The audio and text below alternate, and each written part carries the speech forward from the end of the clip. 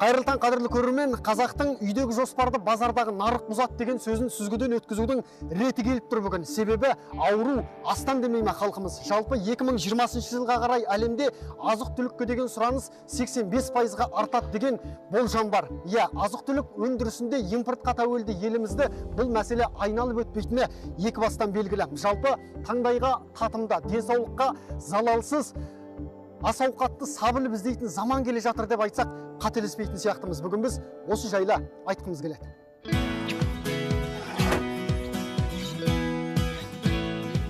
Немістің атақты экономист ғалымы Карл Маркс ең өркениетті халықтарда және дамымай қалған жабайыларда басқа нәрсені ойламас бұрын ең алдымен өздерін тамақпен қамтамасыз етуі тиіс деген екен. Иә, басқалардан бір адым алда жүретін немістер құлқынның қамын күні бұрын ойлап, осы мәселені 2 ғасыр бұрын ескерткен жоқ па? Қазір қай мемлекеттің экспорттық көрсеткіші жоғары, сол елдің әлемдік саясатта ықпалы жүреді деген сөз. Бұл таза әрі қауіпсіз азық-түлік өнімдеріне де қатысты жағдай. Иә, отандық тағам өндірісіне қол байлау емес, қолдау қажет. Қазір шетелден келетін азық-түліктердің саны көп болғасын ба, сапалық тексерісі салғырт болып тұр. Тіпті бағасы да басқасынан қымбатырақ. Ассалаумағалейкум. Алма бересіз ба маған? Мынау қай жақтың алмасы? Италияның алмай. Шетелдің алмасы ғой. Бір 2 талым бересіз ба? Бағасы қаншадан бұның? 850-ден. Біздің отандық алма бар ма, қазақстандық? Алматының алмасы қанша тұрады бұл? Алматының алмасы 300, италияндық 800 теңге.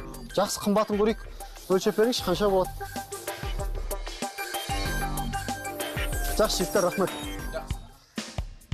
Сатып алған 2 алманы ентіге басып зертханаға келдім. Мақсат құрамында улы химиялық қоспалардың бар жоқтығын анықтау.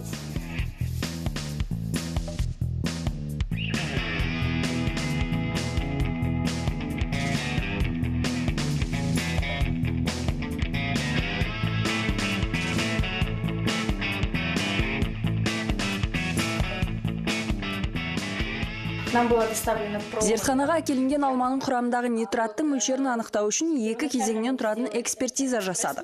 Құрылғы көрсеткендей, алмада 36 мг нитрат бар. Бұл нормаға сәйкес, яғни 1 келі алманың құрамында нитраттың мөлшері 60 мг-нан асып кетпеуі керек. Қорытынды жаман емес, өзгенің өнімін өңештен өткізуге болады. Қазір жер бетіндегі 7 миллиардтан астам адамның 2 миллиардқа жуығы азық-түлік жетіспеушілігінен зардап шегіп отырғанда, біздікі тәуба ғой, тамақ талғап отырамыз ба дерсіз. Бірақ сапасыз өнімді асқазан қорытқанмен ағзаңыз көтере алмай уланса, не істейсіз?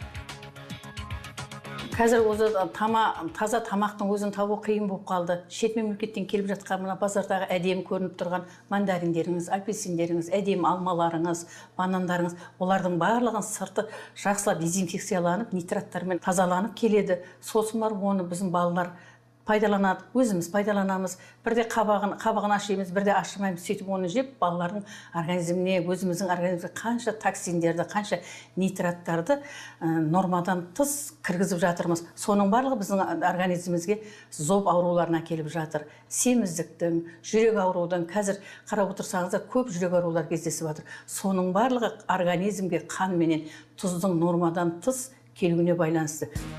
Еліміз астық экспорттаушы үздік 10 мемлекеттің қатарына кіреді. Жылына 9 миллион тоннаға жуық астық шетел асады. Бұл қазақ топырағында өскен өнімнің сапа көрсеткіші екені анық. Десе де елімізде ажалын астан тапқан отандастарымыз бен денсаулығы жұмысқа жарамсыз болып қалғандар да жоқ емес. Олар кімге шағым айтады? Қарапайым халық нені білу керек? Ет тұтынушыларға бірден айтып кету керек. Сондай заң түрде тауарлардың бәрдерді қысқа мерзімде қайтарып беруге мүмкіндігі бар. Ақшаларын қайтарып беруге мүмкіндігі бар. Сол үшін осы заң жобасы жерге кіргізіліп жатыр. Сол үшін мынандай ұйымдар, ассоциация деп құрылады. Сол ассоциацияға да мынандай сұрақтар туып тұр. Онда заң жобалар содан өткен. Соңғы прокуратура бар, құқықтық органдар бар ғой, енді шын айтса, сотта біз айтып отырамыз. Тұтынушылар бәр жағдай олармен заңдармен бекітілген.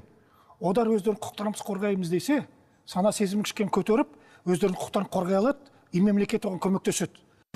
Иә, кедейдің бір тойғаны шала байыған дейді емес пе? Не болса да азық-түлік қауіпсіздігін алдыңғы қатарға қойып, дастарханда адал асқа толтыра білсек болғаны.